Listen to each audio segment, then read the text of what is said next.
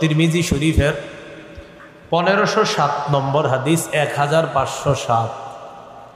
এই হাদিসের মধ্যে আসছে আকামা রাসূলুল্লাহ সাল্লাল্লাহু আলাইহি ওয়াসাল্লাম বিল মদিনাতি 10 সিনিনা ইউদহি।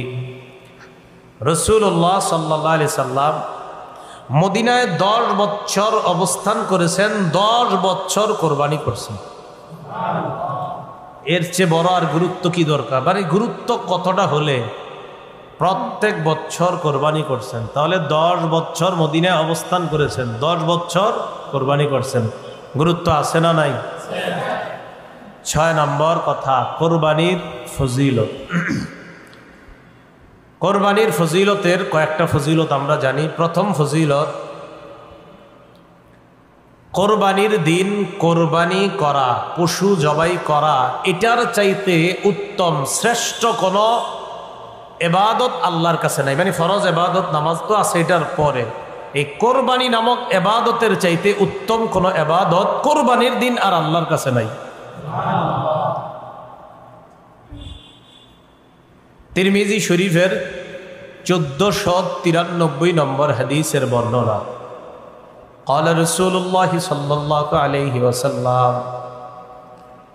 ما عمل آدمي من عمل يوم النحر أحب إلى الله من إهراق الدم।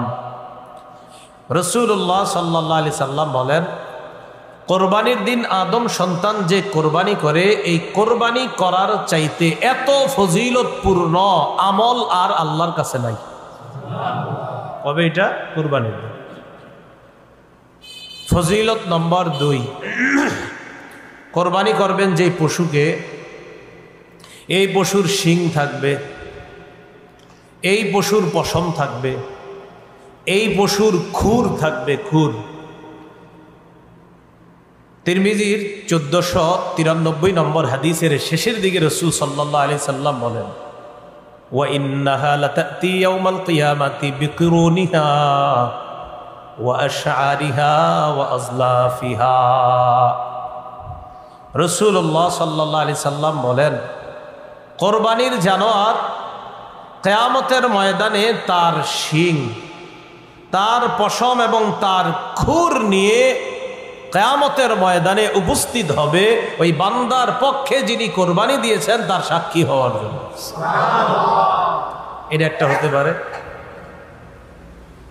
আরেকটা, ওই বান্দা যে উপস্থিত হবে, যে বান্দা কোরবানি করছে তিনি যে উপস্থিত হবে, তাকে আল্লাহ পাক রব্বুল আলামিন ওই শিং, পশম, খুর ইত্যাদি সবগুলার বিনিময়ে যে আমলনামা দিবে, এই আমলনামা নিয়ে কিয়ামতের ময়দানে উপস্থিত হবে। وَإِنَّ الدَّمَ لَا يَقَعُ مِنَ اللَّهِ بِمَكَانٍ قَبْلَ أَن يَقَعَ عَلَى الْأَرْضِ। কোরবানি জবাই করবেন যে পশুটা, এই পশুর রক্ত মাটিতে পড়ার আগে এই রক্তটা আল্লাহর কাছে আলাদা একটা মর্যাদার স্থান দখল করে নেয়। জবাই করছেন, রক্তের ফোঁটাটা জমিনে পড়বে, পড়ার আগে এটা আল্লাহর কাছে আলাদা একটা মর্যাদার স্থান আল্লাহর কাছে নিয়ে নেয়। ফজিলত নম্বর 3, কোরবানি যেই জানোয়ারটা আমরা জবাই করি, এটার প্রত্যেকটা পশমের বিনিময়ে একটা নেকি দেওয়া হয়। ইবনে মাজার 3127 নম্বর হাদিসের বর্ণনা, অংশ বিশেষ বর্ণনা, ক্বালু ফামা লানা ইয়া রাসূলুল্লাহ ক্বালা বিকুল্লি শা'রাতিন হাসানা قالوا فما الصوف يا رسول الله قال بكل شعرة من الصوف حسنة। সাহাবায়ে কেরাম আল্লাহ রাসূলকে প্রশ্ন করলেন, হে আল্লাহ রাসূল সাল্লাল্লাহু আলাইহি ওয়াসাল্লাম, আমরা যে কোরবানি করি আমাদের কি ফজিলত আছে এটা করার মধ্যে? নবীজি বললেন, বিকুল্লি শা'রাতিন হাসানা, প্রত্যেকটা পশমের বিনিময়ে একটা নেকি। এবার যে গরুটা কিনবেন, গুনেন কয়টা পশম, হ্যাঁ বলতে পারবেন? তাহলে কি পরিমাণ সওয়াব! সুবহানাল্লাহ। ক্বালু ফামা লানা ইয়া রাসূলুল্লাহ, সাহাবীগণ প্রশ্ন করলেন, হুজুর কি সওয়াব হবে? নবীজি বললেন, বিকুল্লি শা'রাতিন হাসানা, প্রত্যেকটা পশমের বিনিময়ে একটা করে নেকি দেওয়া হবে। ক্বালু ফামাসসুফু ইয়া রাসূলুল্লাহ, আল্লাহ নবী আপনার কাছে জানতে চাই, কিছু পশু আছে এমন যেই পশুগুলা তুলনামূলকভাবে অন্যান্য পশুর চাইতে অনেক বেশি পশম হয়, অনেক বেশি পশম হয়। বেড়া, হ্যাঁ, তো খালি পশম আর পশম। গরু তো আপনার পশম কম, কথার কথা, ওইগুলার তুলনায়। কজুর যেগুলা শুধু পশম আর পশম শরীরের মধ্যে, ওই প্রাণী নবীজি বললেন তো কি হয়েছে পশম থাকলে? বিকুল্লি শারাতিন মিনাস সুফ, যেগুলার পশম বেশি, ওই বেশি প্রত্যেকটা পশমের বিনিময়ে সওয়াব দেওয়া হবে। সাহাবায়ে কেরাম মানে অবাক হয়ে প্রশ্ন করছে, হুজুর বুঝলাম যে গরু ইত্যাদি এগর শরীরে পশম থাকে মোটামুটি, কিন্তু এরকম না যে অনেক বেশি বেশি বড় হয়ে আছে, এমন না তো। কিন্তু কিছু প্রাণী তো আছে চারোদিকে খালি পশম আর পশম, খুব বেশি। এদের নবীজি কোনো সমস্যা নাই, যত পশম তত নেকি। এ হলো 3 নম্বর ফজিলত।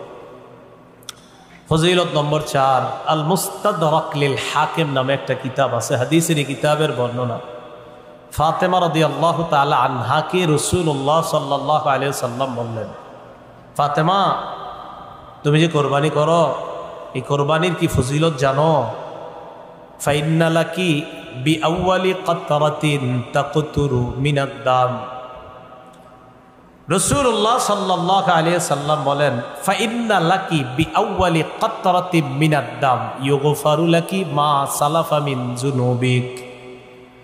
ফাতেমাকে বললেন, ফাতেমা কোরবানির পশুর যেই রক্তের ফোঁটাটা পড়ে, প্রথম ফোঁটাটা পড়ার আগেই তোমার আগের যত গুনাহগুলা অতিক্রম হয়েছে, অতিবাহিত হয়েছে, ওই গুনাহগুলা ক্ষমা করে দাও। ফাইন্না লাকি বিআউয়ালি কাতরাতিন তাকতুরু মিনাদ দাম ইউগফারু লাকি মা সালাফা মিন যুনুবিক। অতীতে তোমার যে গুনাহগুলা, এই গুনাহগুলা প্রথম ফোঁটার সাথে সাথেই ক্ষমা করে দেওয়া।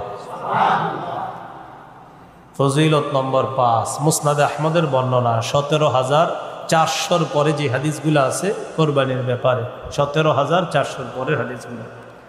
এই হাদিসের মধ্যে আসছে অনেকগুলো হাদিস আছে এই ব্যাপারে। রাসূলুল্লাহ সাল্লাল্লাহু আলাইহি সাল্লামের সাহাবী যায়েদ ইবনে আরকাম রাদিয়াল্লাহু তাআলা আনহুর বর্ণনা, তিনি বলেন, ক্বালা রাসূলুল্লাহ সাল্লাল্লাহু আলাইহি ওয়াসাল্লাম বিকুল্লি কাতরাতিন হাসানাহ।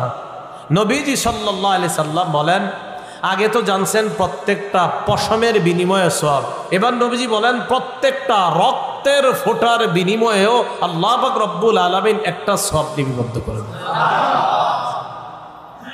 কোরবানি যারা করার নিয়ত করেছি, আল্লাহ আমাদের নিয়তকে পরিশুদ্ধ করার তৌফিক দান করেন। কোরবানি করার আগে 4টি বিষয় আমরা মাথায় রাখবো। বলেন কয়টি? 1 নাম্বার নিয়ত করা। বলেন 1 নাম্বার। 2 নম্বর, আমরা যারা কোরবানি করব হালাল টাকা দিয়ে কোরবানি করব। কি টাকা দিয়ে? 3 নম্বর, শরীয়ত মোতাবেক কোরবানি করব। শরীয়ত মোতাবেক, আপনি মন মতো, মানে শরীয়ত বলছে বিসমিল্লাহ বলতে, আল্লাহু আকবার বলতে, দোয়া পড়তে, না আপনি কইলেন আমি পড়বো না, কি হইছে না পড়লে, এরকম না। শরীয়ত যেভাবে বলছে ওভাবে। 4 নম্বর, আমরা কোরবানি যখন করব কাউকে দেখানোর জন্য করব না, আমি আল্লাহর জন্য করতেছি, ব্যাস। কয়টা কথা? 1 নম্বর নিয়ত শুদ্ধ, 2 নম্বর হালাল টাকা, 3 নম্বর মোতাবেক, 4 নম্বর কাউকে দেখানোর জন্য না। 1 নম্বর নিয়ত শুদ্ধ করা। সহিহ বুখারীর শুরু হাদিস, ক্বালা রাসূলুল্লাহ সাল্লাল্লাহু আলাইহি ওয়াসাল্লাম, ওমর ইবনুল খাত্তাব রাদিয়াল্লাহু তাআলা আনহুর বর্ণনা, রাসূলুল্লাহ সাল্লাল্লাহু আলাইহি সাল্লাম বলেন, ইন্নামাল আ'মালু বিন্নিয়াত। আমলের প্রতিদান নির্ভর করে নিয়তের উপর। আমলের প্রতিদান নির্ভর করে কিসের উপর? পরিশুদ্ধ নিয়তের উপর আমলের প্রতিদান নির্ভর করে। এজন্য মনে রাখবেন, কোরবানির আগে প্রথম শর্ত নিয়ত শুদ্ধ করা। নিয়ত কি করা? শুদ্ধ করা। তাই শরীকে কোরবানি দিতে খুব সতর্কতা অবলম্বন করা। 4 জন শরীকে দিচ্ছেন, 3 জন দিচ্ছেন, একজনের নিয়তে যদি ঝামেলা হয়, হ্যাঁ, সর্বনাশ হয়ে যাবে। পারেন একা দেন, না পারলে শরীকে দেন, বাকি শরীক যাদেরকে নিবেন তাদের যেন নিয়তটা শুদ্ধ থাকে। একা দিলে একটা লাভ হইলো, নিয়ত ভালো হইলে এটাও আপনি জানেন, খারাপ হলে এটা আপনি জানেন, আর কেউ জানবে না। টাকা হালাল কিনা এটা আপনি জানেন, আর টাকা হারাম কিনা এটা আপনি জানেন। যা হবার সব আপনার একার হবে। আর 4-5 জনে দিলে একজনের অর্থ যদি হারাম হয় তাহলে বাকিদের ওই কোরবানির মধ্যে ঝামেলা হয়ে যাবে। কথা বুঝে আসছে? এই জন্য শরিক নির্বাচনে খুব সতর্কতা অবলম্বন করা। শরিক যিনি হবেন তার ইনকামটা যেন হালাল হয়, এই বিষয়গুলা খুব লক্ষ্য রাখা। আল্লাহ কথাগুলা বুঝার তৌফিক দান করেন। শরিকে কোরবানি দেওয়া জায়েজ আছে। তিরমিজি শরীফের 1502 নম্বর হাদিসের বর্ণনা। আন জাবির ইবনে আব্দুল্লাহ রাদিয়াল্লাহু তাআলা আনহু قال نحرنا مع رسول الله صلى الله عليه وسلم عام الحديبية البدنة عن 7 والبقرة عن 7। জাবির ইবনে আব্দুল্লাহ রাদিয়াল্লাহু তাআলা আনহু বলেন, হুদাইবিয়া যুদ্ধের দিন আমরা রসুলের সাথে কোরবানি করেছি। 7 জনের পক্ষ থেকে একটা ওট জবাই করেছি, 7 জনের পক্ষ থেকে গরু জবাই করেছি। 7 জনের পক্ষ থেকে ওট জবাই করছি, 7 জনের পক্ষ থেকে গরু। তিরমিজি শরীফের 1502 নম্বর হাদিস। 1490 এর পরে সব কোরবানির ব্যাপারে হাদিসগুলা 1490, 91, 92, 1500, 1, 2, 3 তিরমিজির সব কোরবানির ব্যাপারে। মুসলিম শরীফে বর্ণনা আছে, একই সাহাবীর বর্ণনা, জাবির ইবনে আব্দুল্লাহর বর্ণনা। তিনি বলেন, আমরা কোরবানি করেছি, আমরা ওট 7 জনের পক্ষ থেকে করেছি, গরু 7 জনের পক্ষ থেকে করেছি। তো যাই হোক, শরীকে কোরবানি দিতে সতর্কতা অবলম্বন করা। আমার শরীক যিনি হবেন তিনি যেন হালাল ইনকাম করেন, উপার্জন করেন, এই বিষয়গুলোর প্রতি আমরা অবশ্যই খেয়াল রাখবো। তা আসেন, 1 নাম্বার নিয়ত শুদ্ধ করা। শরীক যিনি হবেন তারও যেন নিয়তগুলা শুদ্ধ হয়। নাসাই শরীফের 3140 নম্বর হাদিসের বর্ণনা। ক্বালা রাসূলুল্লাহ সাল্লাল্লাহু আলাইহি ওয়াসাল্লাম, ইন্নাল্লাহা লা ইয়াকবালু মিনাল আমালি ইল্লা মা কানা লাহু খালিসা। আল্লাহ রব্বুল আলামিন ওই ব্যক্তির আমল কবুল করেন না যে আমলটা একমাত্র আল্লাহর জন্য না হবে। যে আমলটা একমাত্র আল্লাহর জন্য কি হবে বলেন? না হবে, এটা আল্লাহ তার জন্য কবুল করেন না। তাহলে বলেন তো, কোরবানির ক্ষেত্রে 1 নাম্বার কি করা? নিয়ত শুদ্ধ করা। সূরা হজের 37 নম্বর আয়াত আল্লাহ বলেন, লা ইয়ানালুল্লাহা লুহুমুহা ওয়ালা দিমাউহা।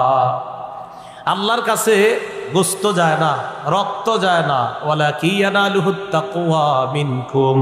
তোমাদের তাকওয়া, অন্তরে কার কি পরিমাণ ভয়, নিয়ত কতটুকু শুদ্ধ, আল্লাহর জন্য কোরবানি করছি কিনা, এটাই আল্লাহর কাছে যায়। আল্লাহর কাছে আমাদের তাকওয়া যায় বলেই তো আল্লাহ মায়া করে কোরবানির গোশত আমাদেরকে খাওয়ায়। গোশত কারা খায়? আমরা খাই না। তো কোরবানি করলাম কার জন্য? আল্লাহ আমগরে খাওয়ায়। সুবহানাল্লাহ। কেন? আল্লাহ তো আমাদের থেকে রক্ত, গোশত এটা চায় না, আল্লাহ চায় নিয়তটা ঠিক কিনা। মনে থাকবে তো ইনশাআল্লাহ? قال رسول الله صلى الله عليه وسلم ثلاث لا يضل عليهن قلب رجل مؤمن। 3 ক্ষেত্রে মুমিনের অন্তর খেয়ানত করতে পারে না। বলেন কয় ক্ষেত্রে? 1 নাম্বার ইখলাসুল আমালি লিল্লাহ। সব আমল মুমিন আল্লাহর জন্য করবে, এই ক্ষেত্রে মুমিনের কলব খেয়ানত করতে পারে না। এই জন্য আল্লাহ শিখিয়ে দিছে। আপনি বলেন, আমার নামাজ, আমার কোরবানি, আমার হজ, আমার যাকাত, আমার ইবাদত সব কিছু একমাত্র আল্লাহর জন্য, এটা আপনি বলেন। কারণ মুমিন আমলের ক্ষেত্রে খেয়ানত করবে না, মুমিনের কলব কখনো খেয়ানত করতে পারে না। এই গেল 1 নাম্বার কথা, নিয়ত শুদ্ধ করা। 2 নাম্বার, হালাল টাকায় কোরবানি দেওয়া। বলেন কি টাকায় কোরবানি দেওয়া? হালাল টাকায় কোরবানি দেওয়া। এই কথাটা মনে রাখতে হবে। قال رسول الله صلى الله عليه وسلم, রাসূলুল্লাহ সাল্লাল্লাহু আলাইহি ওয়াসাল্লাম বলেন, আমার উম্মতের উপর এমন একটা সময় আসবে, লা ইউবালিল মারউ মা আখাযা মিনহু আমিনাল হালালি আও মিনাল হারাম। আমার উম্মতের উপর এমন একটা সময় আসবে, বুখারীর বর্ণনা, আমার উম্মত পরোয়া করবে না সে কি হালাল কামাই করলো না হারাম কামাই করলো, এটা উম্মত পরোয়া করবে না। হইলেই হইছে, বাস ইচ্ছা মতো কামাই করবে, চাই হারাম হোক চাই হালাল হোক। কিন্তু মনে রাখতে হবে, কোরবানি করতে হবে হালাল টাকায়। এখানে যদি বেশিরভাগ উপার্জন হারাম হয় অথবা পুরা উপার্জন হারাম হয় কোনো একজন শরীকের, তাহলে সবার কোরবানি বাতিল। কথাটা বুঝছেন নি? কোনো একজন শরীকের বেশিরভাগ উপার্জন যদি হারাম হয় অথবা পুরো অংশ যদি হারাম হয়, সবার কোরবানি বাতিল হয়ে যাবে। আল্লাহ হেফাজত করেন। এই জন্য শরীক নির্বাচনে সতর্কতা অবলম্বন করা। তো বলেন তো 2 নম্বর কাজে কি জানি? কোরবানির ক্ষেত্রে হালাল টাকায় কোরবানি দেওয়া। 3 নম্বর কি? শরীয়ত মোতাবেক কোরবানি দেওয়া। শরীয়ত মোতাবেক আল্লাহর নাম নিয়ে কোরবানি আদায় করা, কোরবানি দেওয়া। আল্লাহ পাক রব্বুল আলামিন বলেন, ওয়ালা তাকুলু মিম্মা লাম ইউযকার ইসমুল্লাহি আলাইহি, যেই পশু জবাই করার সময় আল্লাহর নাম নেওয়া হয় না ওই পশুর গোশত তোমরা খাবে না। যেই পশু জবাই করার সময় আল্লাহর নাম নেওয়া হয় না ওই পশুর গোশত তোমরা খাবে না। অন্য আয়াতে আল্লাহ বলেন, ফাকুলু মিম্মা যুকিরা ইসমুল্লাহি আলাইহি, ওই পশুর গোশত তোমরা খাও যেই পশু জবাই করার সময় আল্লাহর নাম নেওয়া হয়। তাহলে যেই পশু জবাই করার সময় আল্লাহর নাম নেওয়া হয় এটা খাও, যেই পশু জবাই করার সময় আল্লাহর নাম নেওয়া হয় না এটা তোমরা খাবে না। তো আল্লাহর নাম নেওয়া, শরীয়ত মোতাবেক কোরবানি করা। কোরবানি করতে গিয়ে কোনো ধরনের বেদাতি কর্মকাণ্ড যেন না হয়। যেমন পশু কিনছেন, এখনো 10 দিন বাকি কোরবানি, বা 5 দিন বাকি, বা 3 দিন বাকি, ওই মুহূর্তে আপনারা অনেক মানুষ কত রং বেরঙ্গের তামাশা করে পশুরি নিয়ে এই করতে হয় সেই করতে হয়। বেচারার জবান থাকলে মনে হয় বলতো, আমার একটু মাফ করো, এত কিছু করো কামাল। কোন ধরনের বেদাত যেন অনুপ্রবেশ না করে। মনে রাখবেন, সব বেদাতের মূলে থাকে জাল বর্ণনা। কি বললাম? সব বেদাতের মূল হয় জাল বর্ণনা। এই জাল বর্ণনা হয় সমস্ত বেদাতীদের প্রথম হাতিয়ার জাল বর্ণনা। একটা জাল বর্ণনা ফিট করবে, এটা হবে বেদাতের প্রধান হাতিয়ার। বেদাতের কোনো অনুপ্রবেশ করানো যাবে না, শরীয়ত মোতাবেক কোরবানি করা। সহিহ বুখারীর বর্ণনা 2697 নম্বর হাদিস। আম্মাজান আয়েশা সিদ্দিকা রাদিয়াল্লাহু তাআলা আনহার বর্ণনা, ক্বালা রাসূলুল্লাহ সাল্লাল্লাহু আলাইহি ওয়াসাল্লাম, মান আহদাসা ফি আমরিনা হাযা মা লাইসা মিনহু ফাহুয়া রাদ্দুন। রাসূলুল্লাহ সাল্লাল্লাহু আলাইহি সাল্লাম বলেন, আমাদের ইসলাম ধর্মের মধ্যে, ইসলামের এই শরীয়তের মধ্যে কেউ যদি ইবাদতের নামে সওয়াবের আশায় নতুন কিছু আবিষ্কার করে, বলেন সবাই, ইসলামের মধ্যে ইবাদতের নামে সওয়াবের আশায় নতুন কিছু আবিষ্কার করে, এটা বেদাত। এটা কি?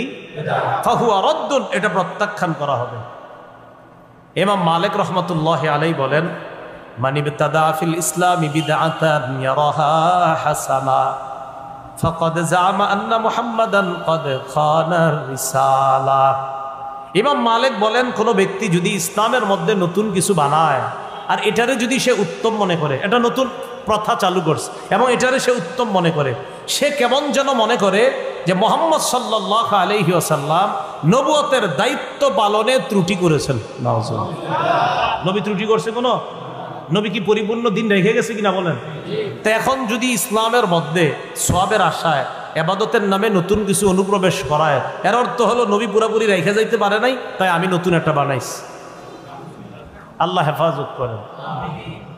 ক্বালা রাসূলুল্লাহ সাল্লাল্লাহু আলাইহি ওয়াসাল্লাম, নবীজি সাল্লাল্লাহু আলাইহি সাল্লাম বলেন, আনা ফারাতুকুম আলাল হাউজ, আমি হাউজে কাউসারের পারে দাঁড়িয়ে থাকব। হাউজে কাউসারের পারে যখন আমি দাঁড়িয়ে থাকব, তখন আমার সামনে আমার উম্মত যাবে। মান মাররা আলাইয়া শারিবা, আমার উম্মত আমার সামনে দিয়ে যাবে, যাওয়ার সময় পানি পান করবে। ওয়ামান শারিবা লাম ইয়াজমা আবাদা, আমার উম্মতের কেউ যদি হাউজে কাউসারের পানি পান করে সে আর পিপাসার্ত হবে না।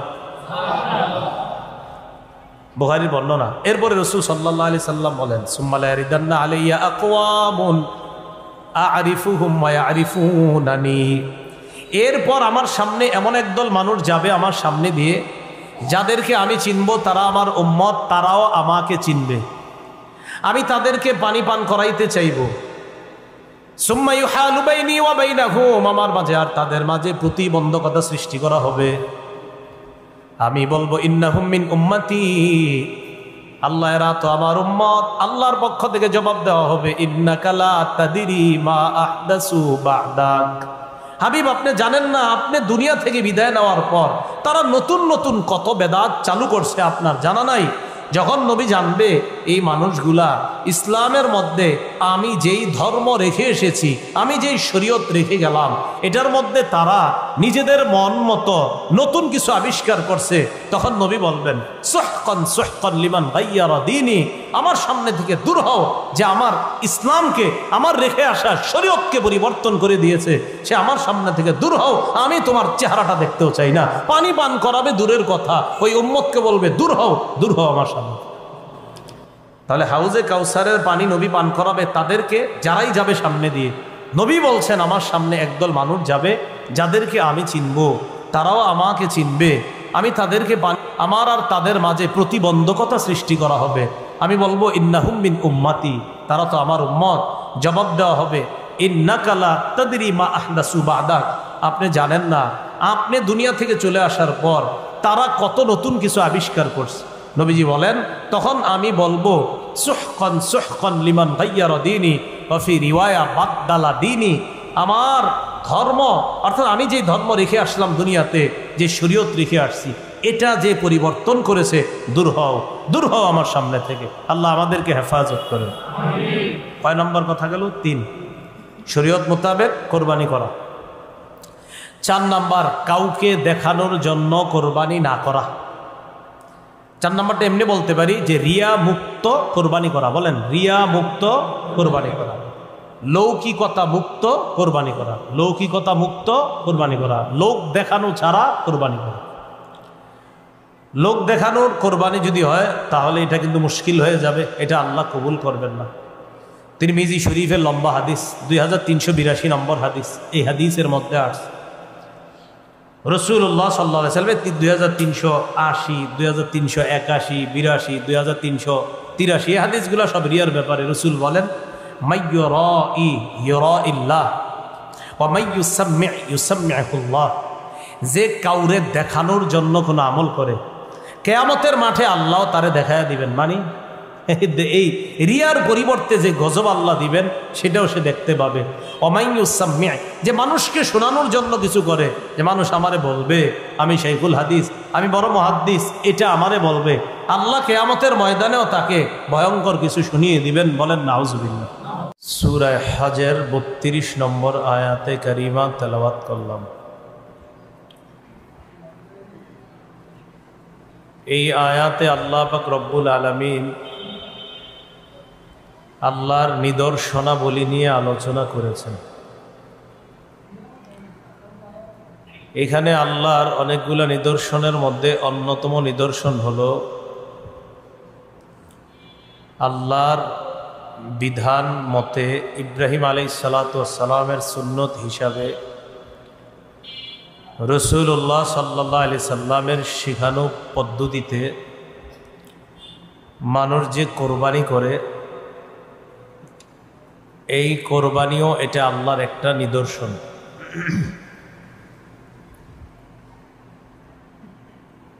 এই ব্যাপারে কয়েকটি কথা আমরা মনে রাখবো। 1 নম্বর, কোরবানি করা এটা হলো আল্লাহর একটা নিদর্শন। এই নিদর্শনের প্রতি সম্মান প্রদর্শন করা। আল্লাহ বলেন ওয়ামাই ইউআযযিম শাআইরাল্লাহ, যে ব্যক্তি আল্লাহর নিদর্শনাবলীকে সম্মান করে, ফাইন্নাহা মিন তাকওয়াল কুলুব, এই নিদর্শনাবলীকে যারা সম্মান করে, এই সম্মান এটা কলবের তাকওয়া থেকে, কলবের তাকওয়া থেকে সম্মান করে। দ্বিতীয় বিষয়, আমরা কোরবানি করি আল্লাহর নৈকট্য লাভ করার জন্য। এজন্য আল্লাহ আমাদেরকে শিখিয়ে দিয়েছেন, সূরা নামের 162-63 নম্বর আয়াতে বলেন কুল ইন্না সলাতি ওয়া নুসুকি ওয়া মাহইয়ায়া ওয়া মামাতি লিল্লাহি রাব্বিল আলামিন। নবী আপনি বলেন, আমার নামাজ, আমার কোরবানি, আমার জীবন, আমার মরণ বিশ্ব জগতের রব আল্লাহর জন্য। লা শারীকা লাহু ওয়া বিযালিকা উমিরতু ওয়া আনা আউয়ালুল মুসলিমিন। তার সাথে কোনো শরিক নাই, কোনো অংশীদারিত্ব নেই। এই ব্যাপারে আমি আদিষ্ট হয়েছি, আমাকে আদেশ করা হয়েছে। আর আমি হলাম খাঁটি মুসলমান, প্রথম মুসলমান।